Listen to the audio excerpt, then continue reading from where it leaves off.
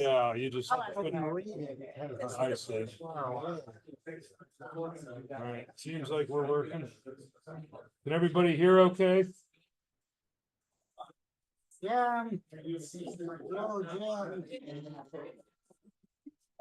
Maybe not.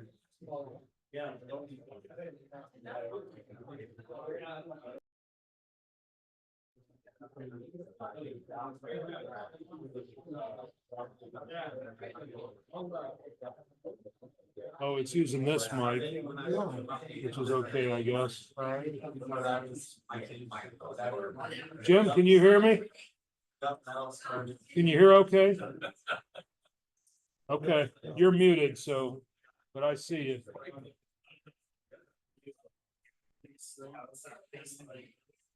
He's got his presentation on there. Yes. So we can Yeah, we're all set. figure out. Yeah, we'll do that when it gets started.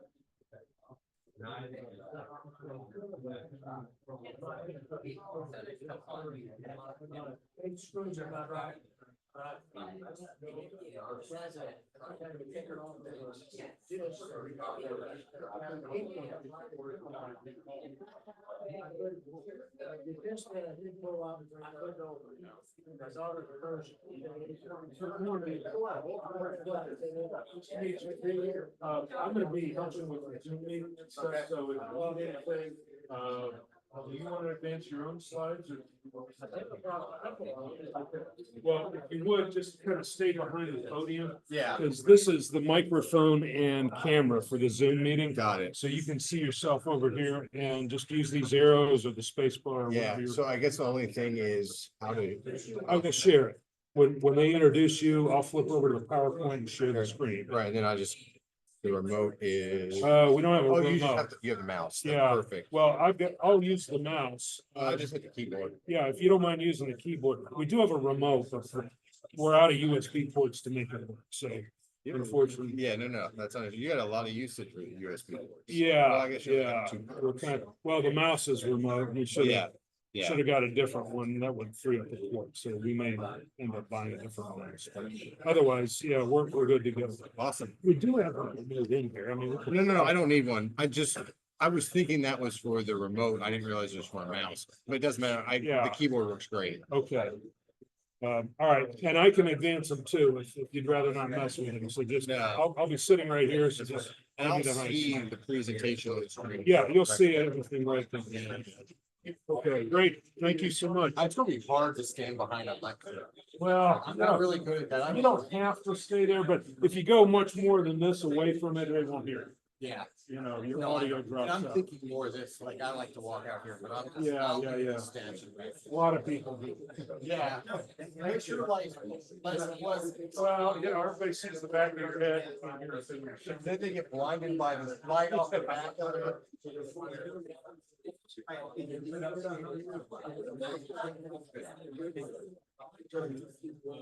Now you're gonna get.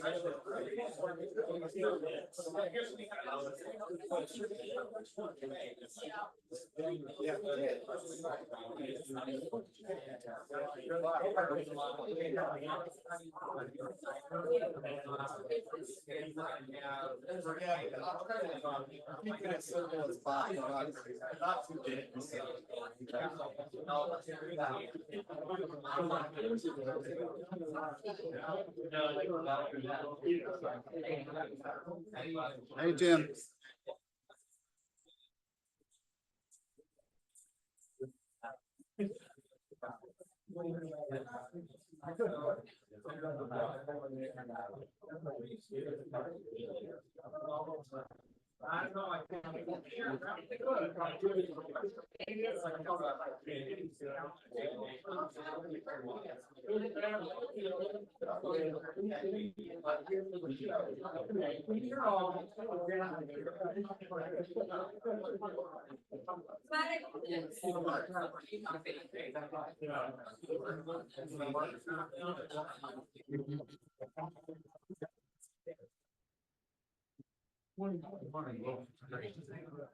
Good morning, if you could take your seats.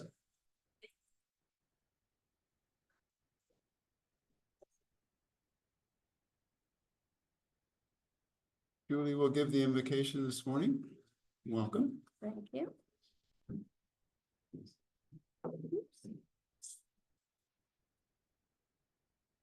Good morning, everybody. Since our children and grandchildren and loved ones are going back to school, I thought that we would start with a Irish blessing for children. May green be the grass you walk on. May blue be the skies above you. That pure be the joys that surround you. May true be the hearts that love you. Lucky stars above you. Sunshine on your way. Many friends to love you. Joy in work and play. Laughter to outweigh each care. In your heart a song, and gladness waiting everywhere, all your whole life long. Amen. Steve? Pledge allegiance to the flag of the United States of America and to the republic for which it stands, one nation under God, indivisible, with liberty and justice for all. Good morning again. It's great to see everyone. We'll just get started with announcements. Anyone have any announcements? Please. Morning, everybody. 2 weeks and a couple days, our car show is set to occur.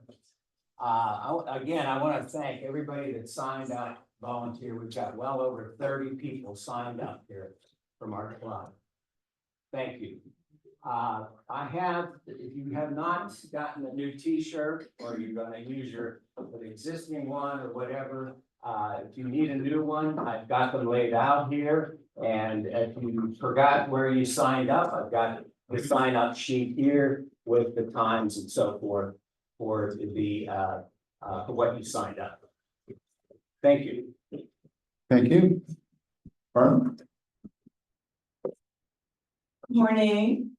Just wanted to not mention, this is a big announcement. Partly because you've all been so supportive of the Double Q Pantry, and we are so grateful for that. We have really exciting news. We have a new executive director finally. Woo! Yeah. That person is very near and dear to all of your hearts, and she is in this room, and that person is, drum roll. Julie Raleigh. So Julie was yesterday at the pantry, and we've been just trying to mention your name because it's been there for a bit, but we couldn't mention, so now we can. So Julie's birthday was yesterday, and it was just wonderful, and all the volunteers that were there yesterday cheered and just welcomed her, and so we're just very pleased that you're with us and joined the team. Thanks.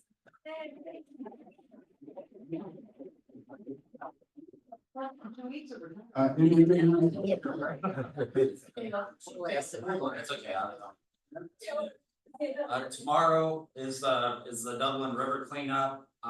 If you signed up, great. If you haven't signed up, just show up at Side of the Park tomorrow at 9 a.m. to noon is how long it goes. Our group is going to be assigned to Amberley Park. There'll be donuts, coffee, juice. I'll take care of all that for tomorrow.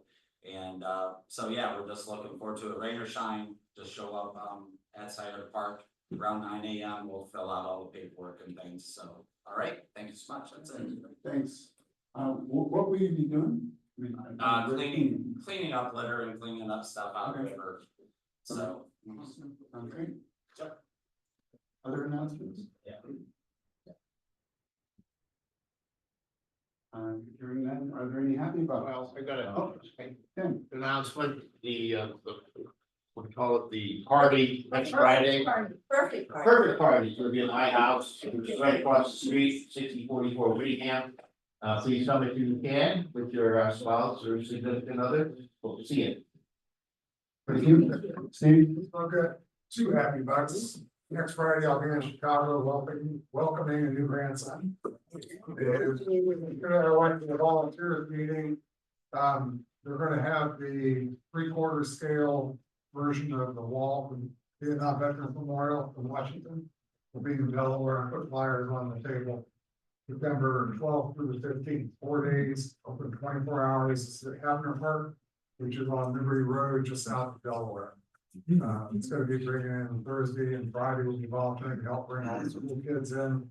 Give them a tour, educational tour of it, so pretty cool. There's been a lot of people, it's only stop in Ohio this year. Awesome. I continue to promote the vegan food. And it's to fight the climate change. You will find the Suffolk Connection over there. So this Sunday from 12 to 5 o'clock. And then my house basement, and I actually sunroom, I call it the Moon Creek sunroom. And we offer this vegan food tasting again. It's a private setting, 1 hour each. Amy Kantara from our group has been there, almost like having their mini honeymoon. So welcome to join. Thank you. Thanks. Oh, Julie. I'm just grateful that I'm able to continue to work with all of you to support the Dublin community. So thank you for all of your support.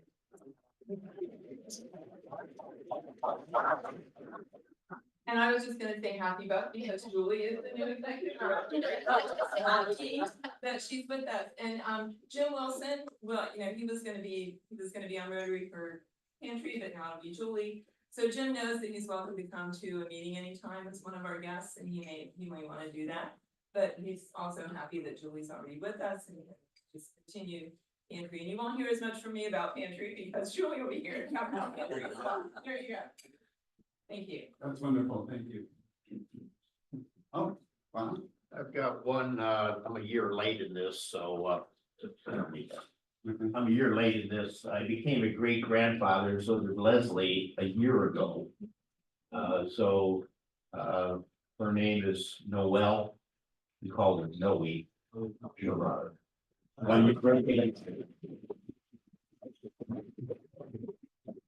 Hello, everyone that I haven't seen in a while, and because of that, I have lots of happy bucks. I became a grandma to Owen Arthur Tiger, so we call him the Mighty Oak. My son was married last Saturday, and my other son became engaged and will be married in May. So she wasn't married.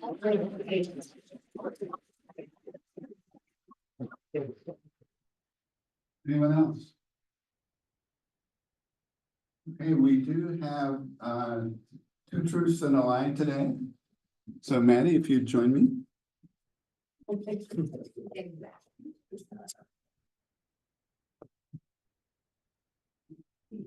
I made it. Sorry, there was some construction. Oh, that's okay. Yep, do you want to go first? Sure. All Okay. right. Here. Scroll up. All right, so I'm gonna read Jean's 2 truths and a lie. So number 1, I studied at Ohio University, the Ohio State University, and MIT. Number 2, a possible career as a musician in the Army was cut short by an angry motorist. And 3, I worked as a recording engineer, recording jazz legends such as Hubert Laws, John Coltrane, Phil Woods, and Dexter Gordon. Number 1. Number 2 is Right. Any other thoughts? You want to tell them what the lie was? It's the one about the jazz musicians. No one got it. I did all of them except John Coltrane. He died in 1967, so. I know, it's one of, I heard you did one of those, Barb, where you switched up the little Yeah. detail. Yeah. So I got the inspiration from you, Barb. Okay, Maddie, graduated from the University of Kentucky with a degree in elementary education. During her kindergarten student teaching placement, student writing efforts were at an all-time high after she invented the hardworking pencil. She loves roller coasters and has been on the Millennium Falcon 37 times and the Top Thrill Dragster 14 times at Cedar Point. And on her last trip to Europe, she was nearly kidnapped in Paris. And when taking a train trip up the Swiss Alps, the train went backwards.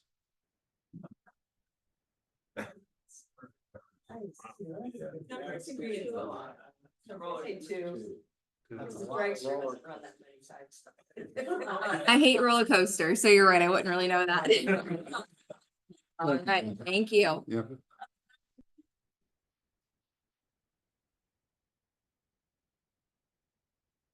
All right, Mr. Bandine.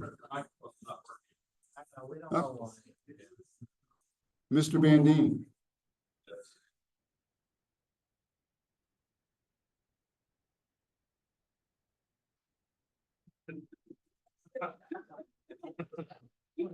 Okay.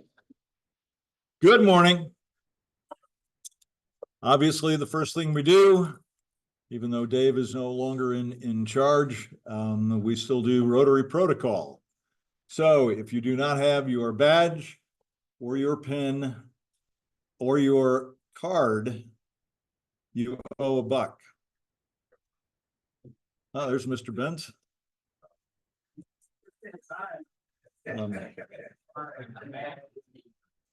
We have some guests today. Sarah Harrison Mills is about to become a new member. Sarah?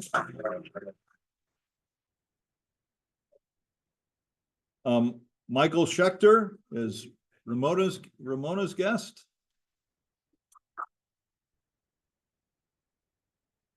And Michael Jewell.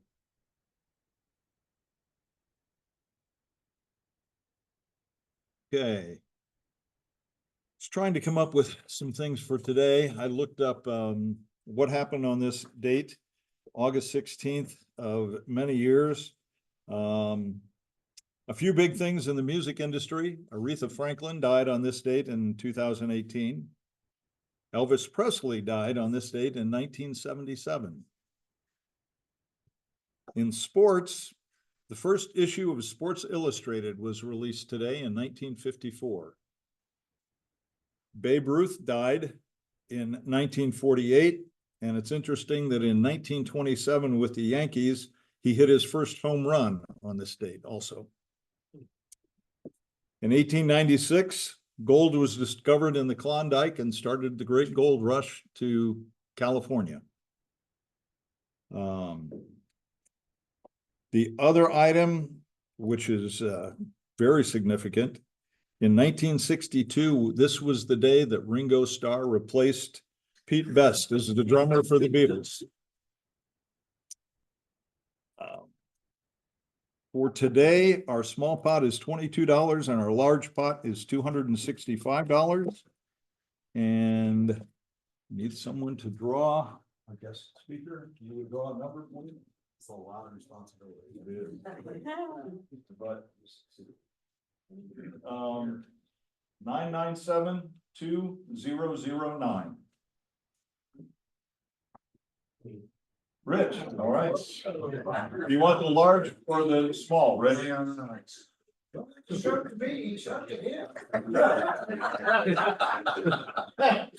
want the large pot or the small pot, Rich? I'll do the small pot. Okay. Take that back to the front. Okay. Thank you. Okay. The large pot then is 997-1958.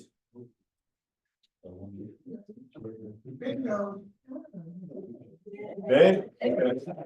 I'll be right back.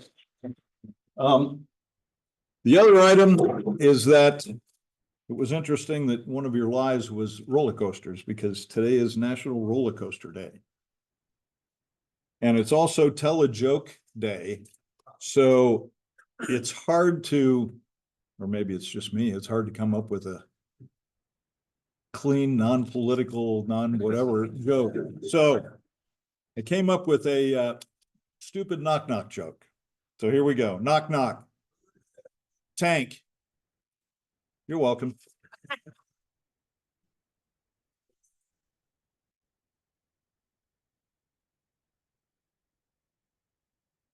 Thank you for giving, thank you for giving Jim all the recognition he deserves. It's my pleasure to introduce Rich Fletcher. Rich is the Senior Vice President, Business Development for One Columbus, Ohio's 11-county regional economic development group.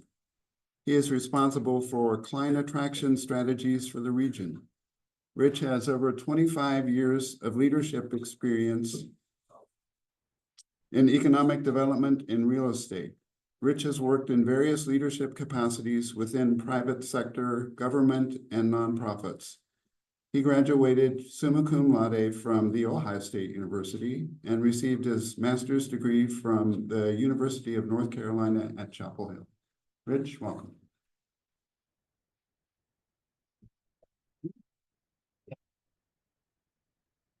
Good morning, everyone, and thanks for being here. Thanks for listening to me. I'm not going to use the microphone as long as everyone can hear me okay. Excellent. I've always been told I have a loud mouth. So I want to spend a little bit of time talking to you about One Columbus, what we do, but then a little bit more about the state of the Columbus economy. So we actually represent the whole region, 11 counties. You will notice, though, it's a slightly different than our metropolitan statistical area, so it causes a little bit of confusion. But we still think about Columbus as a whole region. We are the #1 region in this, actually in the Midwest for both all population growth, job, and GDP growth. And here's a little known fact. The city of Columbus, actually, not the metro, but the city is actually the 14th largest city in the entire country. And I think a lot of people discount that. We're actually 3 times bigger than Cincinnati or Cleveland. Also, the more important thing, 16 Fortune 1000 companies are located here in the region.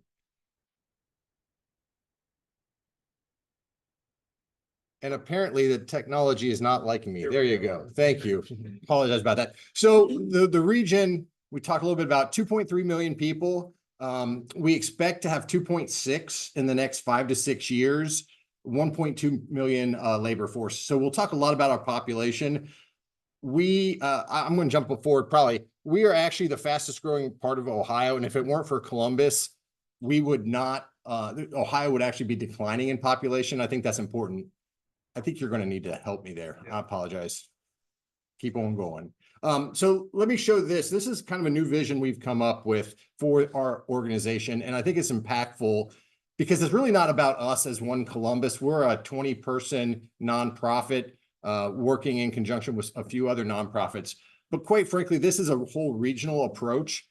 Our vision is become the most prosperous region in the country. And let me help define that a little bit. So if you think about the top 200 metros in this country, not a single one has been able to raise the number of jobs, raise the per capita income, raise the GDP, and make any meaningful difference in terms of disparity between racial gaps or from high to low income or any type of measurable data that talks about helping everyone up the economic scale, right? So no one has done this over the past 30 or 40 years. And so our mission, our vision is to see that not only we raise the economy by jobs and GDP, but also help lift up every person in our stratosphere in our region.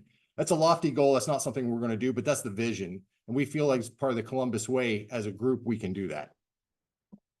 So we're really focused on 2 things as an organization. One is to grow our current economy, and that's through working with our existing industries and through attracting new companies, base economic companies into our region. And the second part is working with the communities and positioning the region for future growth. So we really think about that in terms of working with all of our 11 counties and the cities there to help them prepare for growth, whether that be through strategic planning or site development. We also talk about talent attraction and talent development from a workforce perspective, but we also want to support high growth industries in terms of venture capital, angel investing, and how do we find unicorn companies that are relatively small, but high growth that have a high impact on the region. And then finally, it's really about marketing and promoting the region to the country and the world. One of the things we hear from clients when they come into Columbus, particularly from some coastal communities that might be perceived to be somewhat elitist, they come in and like, oh my gosh, we can't believe all of the stuff you have in Columbus. Like we never knew that Columbus had this, that, or the other. And I think it really is eye-opening to people when they get into our market and see the cultural amenities, the jobs, the industry, but also kind of the sports and dining and all the other kinds of things that we all take for granted every day. We are not flyover country. We see a lot of people who see the value of this region once we get them here. So we've got to market and promote that. So we really talk about three pillars when we talk to companies about why Columbus. We talk about talent, access, and value. So talent, we are a leading position in the Midwest for talent. If you look at our demographics, we are growing in a very key age group from 20 to 30, which a lot of companies are looking for that skill set, that millennial Gen Z talent. But we also are diversifying our population base. So some of our leading indicators talk about we have a high rate of growth along people of color, as well as highly educated folks. And these are kind of metrics that companies that we talk to, the Fortune 500s, all find very important to them as they think about their long-term strategy. Access, 45% of the US population is within an 8-hour drive, but more importantly, like 61% of the US population is within 10 days, direct access to a port and great air access. So that's one of the reasons why we have this logistics hub. And the thing that I talk to groups around here is about our value proposition. I think sometimes it's misunderstood here. I think we all feel kind of the increasing price pressures in our market, and we think about the affordability of living here for apartments and housing, and it's certainly gone up quite a bit the last few years. But if you still look at the US average, we're at 91.8% versus 100% as the US average. We are still a highly affordable place to live and work. And when you talk to people from other markets, they're shocked at how much value there is in this marketplace. So we have to balance that knowing that people that live here certainly feel some price pressures, but we certainly are a much more value market than a lot of communities across the country. This is our brag slide. Over the last 13 years, we've done a lot. So we'll keep going. So I'll use a sports metaphor for the next couple. These are a lot of our home runs, right? So some of the big projects that we've worked on and won, big companies that make a difference in our region. Intel, I think everyone knows about, talks about. Honda's been here for 50 years. They're making a huge transition from the internal combustion engine ICE engines over to the EV platforms. They are moving towards that. That has a ripple effect off on everyone in their 160 companies in their supply chain. Many of those companies are going to have to make completely different products. You don't have a fuel injector in an EV car, right? So there's the supply chain shift that's ongoing. A company like Sofidel is interesting down in Circleville. They're an Italian company, makes paper products. Their first ever greenfield facility in the US was here in Columbus. They've since built 6 more. This is their flagship. And what's interesting about that is they came back in 14 or 15. They make toilet paper, paper towels. So if you buy Kirkland brand, they make all of that. They had a pretty good year during 2021, right? If we remember those days. And then you look at some of these other Illuminate, Pharmavite, which is our growing life science sector. So we've got some exciting stuff that we've done over the last couple of years. We call those home runs. But you're seeing here, this is the current economy we find ourselves in. So if you look at the top line that talks about what we've announced to date, 19 projects is a pretty good amount for us. But the jobs, the payroll, and the capital investment are really low. These are the singles, and singles are important. So we're getting a lot of people on base. We're just not driving in a lot of runs right now. And if you look at what we're going to do over the next 30 to 90 days or 60 to 90 days, we're seeing a continuation of that. A lot of good companies, but they're hiring about 50 people, maybe spending $20 million. They're not hiring 3,000 jobs and $20 billion or even 500 jobs. and $100 million. So they're much smaller capital investments, much smaller projects, but very important still. And you can kind of see where we are against our goals. So it's not going to be a great year for us in terms of the performance metrics. But as I look at my colleagues across the country, this is a slow year for most of us. Obviously, there's some pressure in terms of the capital markets, interest rates. And I will say, I think we mentioned I've done this for a long time. Every 4 years, this is a challenging cycle because of a presidential election. Companies don't always care who wins, but they just want to know who's going to have regulatory authority for 4 years. So you see a little bit of slowdown around the election cycle. So here it talks a little bit more about kind of what we're seeing. Again, I mentioned the 58 jobs, $22 million CapEx is how we look at what we've gotten so far from a wins perspective. You look at, we have a lot of manufacturing, a lot of HQ and office, and that's really, I think, the story. And I'll show you a slide later. Before the pandemic, a third of our project activities were office related projects, a third were manufacturing, and a third were kind of like logistics, distribution, research and development, a variety of other industries. For the last few years, we've basically had no office projects because there's no one's in the office, no one's building new office, no one's consolidating offices. We're starting to see a little bit of uptick in that, but a lot of it's a kind of a redistribution of their office assets. So we have had 7 HQ and office projects, which are pretty awesome for us at this point, given how the economy's been moving. Keep going. And I did reference this. So I love this slide. I'm actually from Miami County on the far west side, grew up there. But 6 to 8 fastest growing counties are here in the Columbus market. The other 2 are Warren County down in Cincinnati and Miami County. And I'm still trying to figure out why in the world anyone lives in Miami County, because I got out of there at 18 as fast as I could. But I'm sure it's a lovely place for people still. But that's showing you, and you guys out here in Union, Delaware County and the northwest edge of Franklin, this is where a lot of our growth is. This is a booming market, and this is what's supporting really the entire population of Ohio. If you look at a lot of those counties, they're either seeing zero growth or actually really a decline.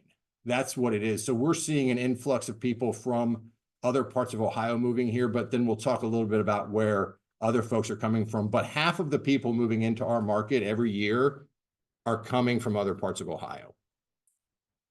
And here's the rest of the net migration trends. So New York, Chicago, Miami are our top 3 inbound locations. And then you can see the rest of the top 10. And you can see where we're losing people too. And I think it's interesting because you can see where people are coming from. It makes sense. They're bigger cities, higher cost. You can move here, have a great career, but at a fraction of the price.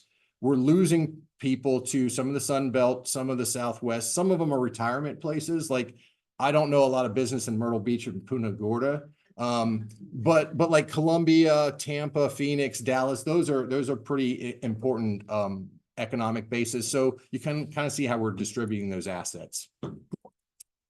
Again, leading the Midwest. So if you look at GDP growth, population growth, job growth, we're leading the Midwest over the last 10 years across all of those. Actually, the job growth, we in Indianapolis kind of go back and forth. Indianapolis is actually really fascinating right now.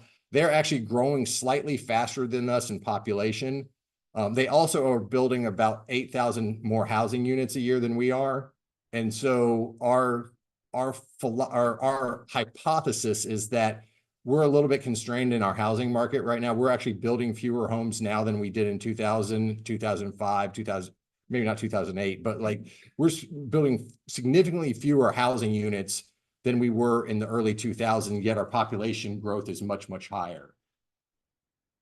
And then there's the population growth. And so, this is a sensitive topic because a lot of people feel like we're growing too quickly. And I think we use this slide to say, well, it's all relative. So if you look at our population growth of about 11%, on the right-hand side, those are Austin, Raleigh, Nashville, and Charlotte. Those are all growing significantly faster than us.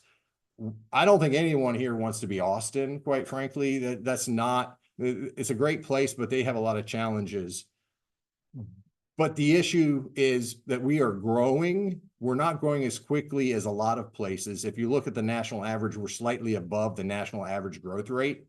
And so we've got to find ways to balance the growth that is coming and that we need with the needs of our current citizens and making sure that we don't overwhelm them. So there's a balance there. We've got to figure that out, but we've got to continue to grow, and we're going to continue to grow in terms of population.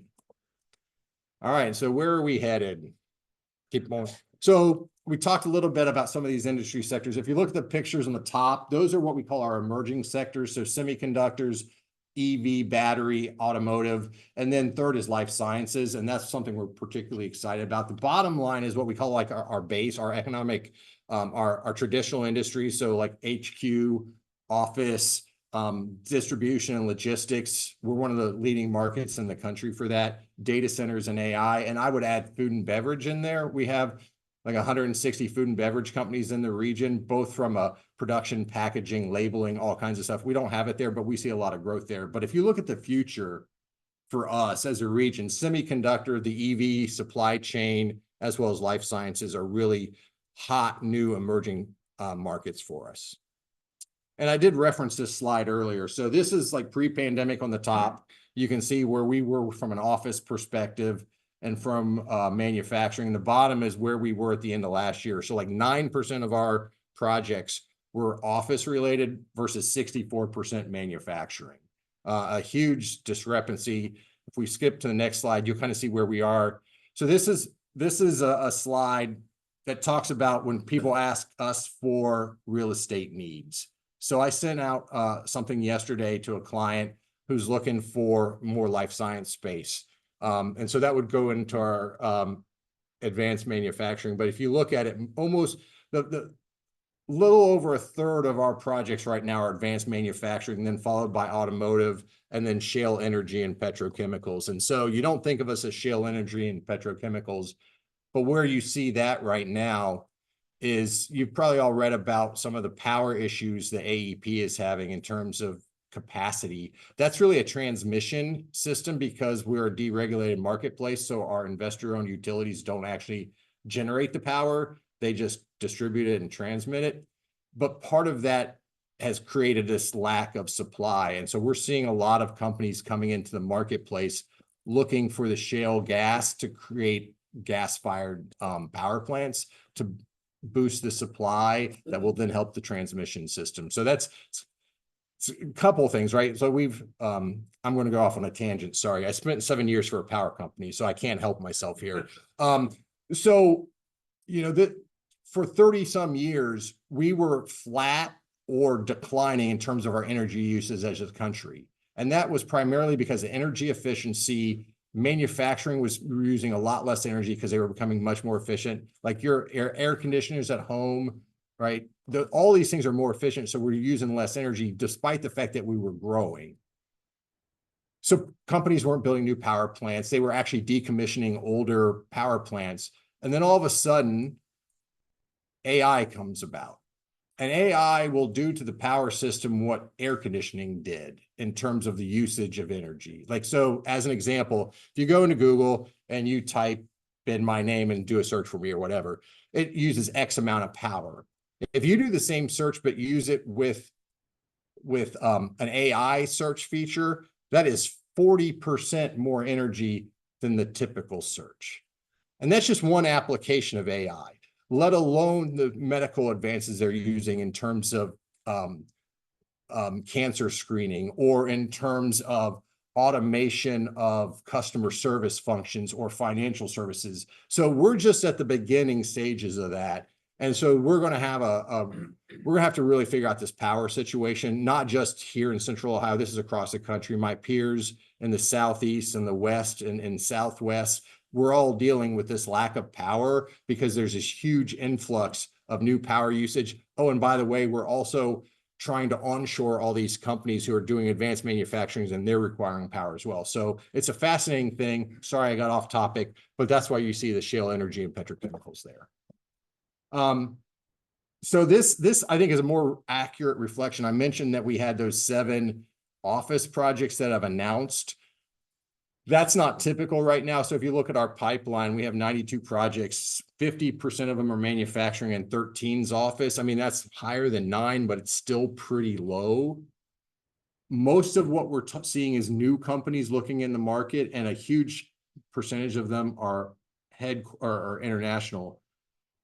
But the drawback is they're all taking a lot of time to decide. If you look at that number, 335 days for an average project age. To give you a sense, from the first day we talked to Intel to the day they announced was 180 days. We're now twice that for our average project. Decision timelines have slowed to a crawl. A lot of that is they might start a project with like a CapEx budget of $50 million, and then they come to the end of the project when they're ready to decide. And oh, now it costs $60 million, but we have $50 million budgeted. How do we account for that 20% delta, right? So that's slowing things down. And now we're getting to the election cycle, so everyone's kind of screaming to a halt. So it's been an interesting transition for us. Keep going. Semiconductor EV, big ones for us. But if you look at the fixed investments, EV related and data centers are huge capital investment numbers. So we start seeing a lot more capital investment. Our 10-year goal in 2020 was to do $10 billion of investment in the 2020s.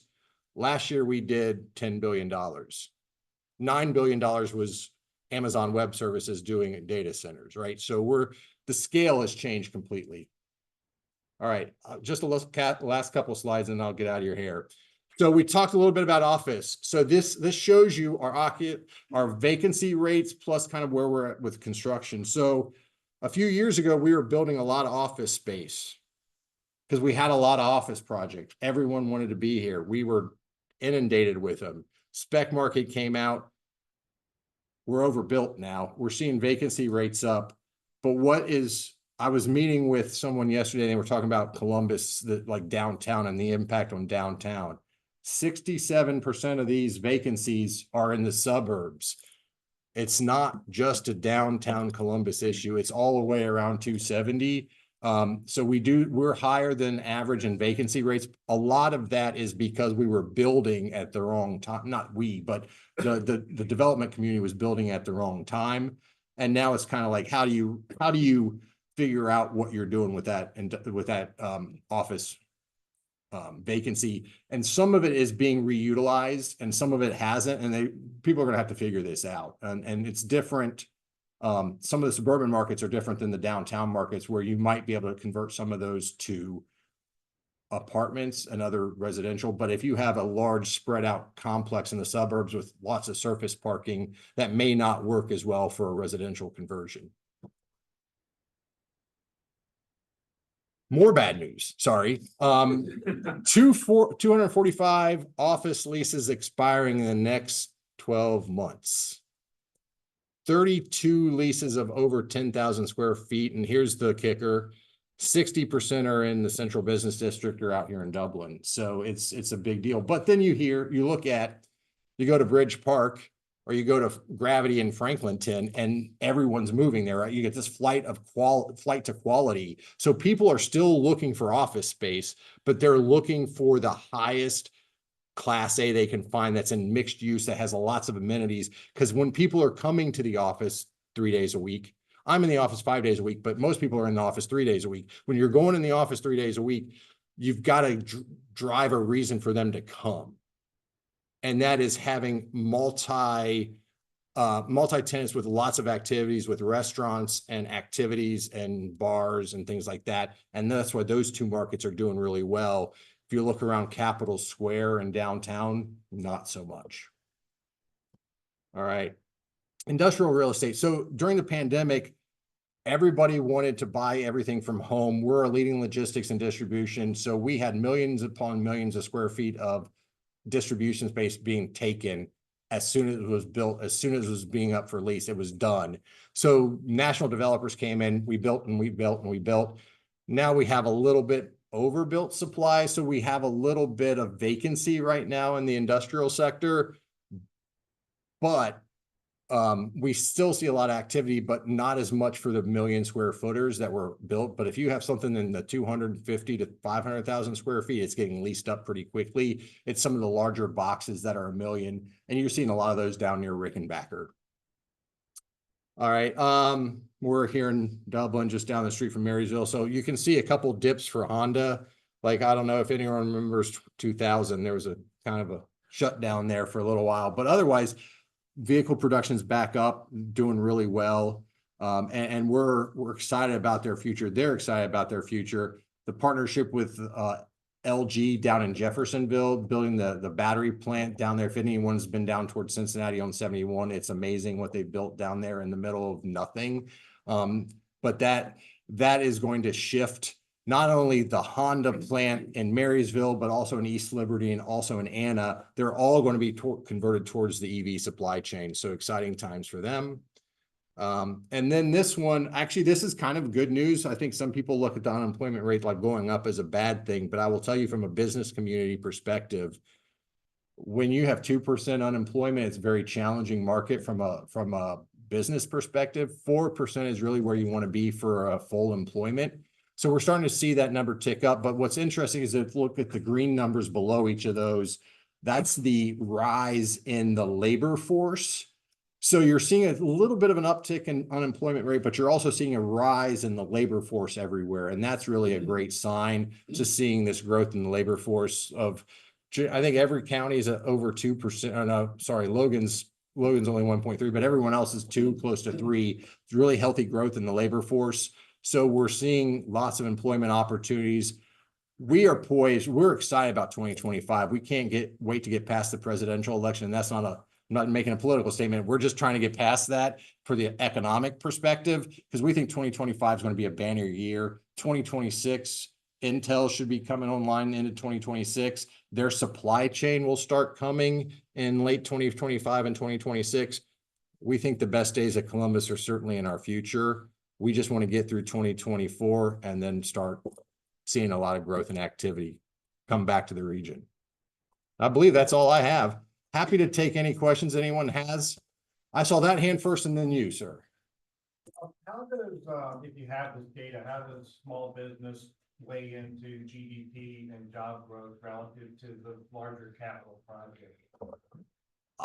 Yeah, that's an interesting question. We don't track that. I will tell you that our mission is to focus on base level companies. And so by that, going back to your econ classes back in the day, those are companies that are bringing in external dollars versus those that are more recycling current dollars. And a lot of the smaller businesses that you see are the recircling smaller, the dollars within the community. Where we interact with the small business community tends to be in the venture capital and angel investor markets where they are doing disruptive technologies. And so we're seeing a huge impact there. I'll give you a couple examples. You may have seen a notice about a company called DeBrand out of Vancouver, Canada, who came here. They basically take slightly worn items from Lululemon and Abercrombie and Fitch, and then they partner with Waste Management and they recycle what they can, reutilize what they can, and then shred the waste, the rest of them, and then turn them into biofuel, right? So these are companies that are thinking about how do we make the production process more sustainable? Another one, like a food processing company that's really much more about how do we produce the food in a vertical farming environment. And so we don't have as much resources going into watering and outside crops, and how do we limit pesticides? So I'm rambling on your question a little bit. We don't actually track that data very well because that's not the types of companies that we're dealing with. So No, that's interesting. Yeah. Rich, one of the elements in the room and the Achilles heel is, as I see it, perspective, is the housing employment challenges. I've done some work with the Sofidel folks down in Pickaway County. They have a sizable percentage of their workforce coming from Ironton. Yep. On the Ohio River every day. Yeah. And they're coming there because Sofitel has to pay 25, 26 bucks an hour to get employees because there's no housing. I know that's not the strategy of One Columbus, but are you all involved in those conversations? And if so, what efforts or maybe some hopeful news of how we get more affordable housing? We are actually involved in housing now, and I think most economic development organizations are now. Our parent organization, the Columbus Partnership, is taking the lead on that from both a public policy and just convening perspective, but we're 100% involved in that. We have partnered with the Home Builders Association, with the Columbus Realtors, and also we're trying to figure out, like, also with the communities, because it's a give and take, right? We need more housing, but we also need the flexibility to build housing. And I think in some communities, it's harder and harder to build housing, right? So it's not a magic bullet. It's about bringing in a lot of people to try to figure this solution out. And we're absolutely doing it. Do we have the solution? Absolutely not. One thing I will say, Brad DeHaze has an interesting company that's building kind of modular units, building a place in Old Town East, and now is converting a downtown building using that same technology. They can build it in a fraction of the time and cost of a stick-built home. So those are the kinds of things that we need to find creative solutions to this. The other thing I will tell you is that most of the new housing being built right now is multifamily. If you look at our numbers, which is great because we need multifamily, but we also need single family. So you got to balance that. And we probably don't see enough single family housing being built unless you're more in the luxury market. And we need workforce housing. Can we take one more question? Yes, sir. Can I follow up on Dave's? You guys have done a wonderful job of attracting businesses to Central Ohio. As a state of Ohio, though, your earlier slide said there's declining population all around. I know there's a One Columbus like region all through. How do you work with these companies? I just read an article in the Plain Dealer that thousands of houses have been taken out of Cleveland in the last decade. So it's not a state issue of housing. It's a Central Ohio issue around housing. So I'm wondering, as these new businesses come in, how do you work with your brothers or your around the state to say, like, look, this is a wonderful project. We want it in Ohio, but maybe a different part of our state would be better because of the availability of housing or fresh water or electrical or things. Yeah. I mean, so we partner with Jobs Ohio, the statewide organization. There's 6 other regional alliances, and we all meet regularly, like just from the business development team, the project team. So we all work, and our goal is first to get in the Columbus region, and if not there, keep it someplace in Ohio. So to your point, there's often collaboration. So I'll give you a good example, the LG Honda plant we talked about. So that's actually not in our region, but we know some of the workforce is going to come from our region. It's actually in the Dayton region, but a lot of the workforce is also going to come from Ohio Southeast. So if you look at and that's the same thing with Sofitel you mentioned, they're getting their labor force from a different region. So we work together, particularly our talent teams, to find that. I will back up though and say, I've done this long enough to know you cannot steer a company away from a location. They're going to go where they want to go. And most of the companies we work with figure that they are a premier employer, and they're going to go and they're going to get their employees. And it's up to the other people to figure it out, I think, is kind of what we see. So to your point though, there might be more housing options in Cleveland. The reason they're coming to Columbus, just in that example, would be because of our workforce and because of our growth, right? The companies want to go to where workforces are growing, and that gives us a unique advantage that a lot of places in Ohio don't see. So that it's a delicate balancing, but we do work with all our other regional partners and try to figure out solutions. Because if you look at Springfield, right? Springfield is in Dayton's region, but they're just as much a part of Columbus. If you're in Hilliard or Plain City, you're drawing from that workforce, right? Sure. Rich, thanks for all the work you do to support our community.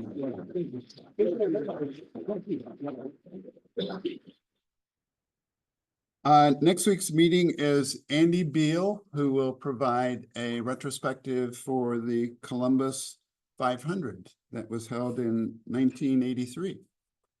The closing quote comes from Henry Paulson, former Secretary of Treasury. Economic growth and environmental protection are not at odds. They're opposite sides of the same coin if you're looking at a longer-term prosperity. Thank you very much. See you next week.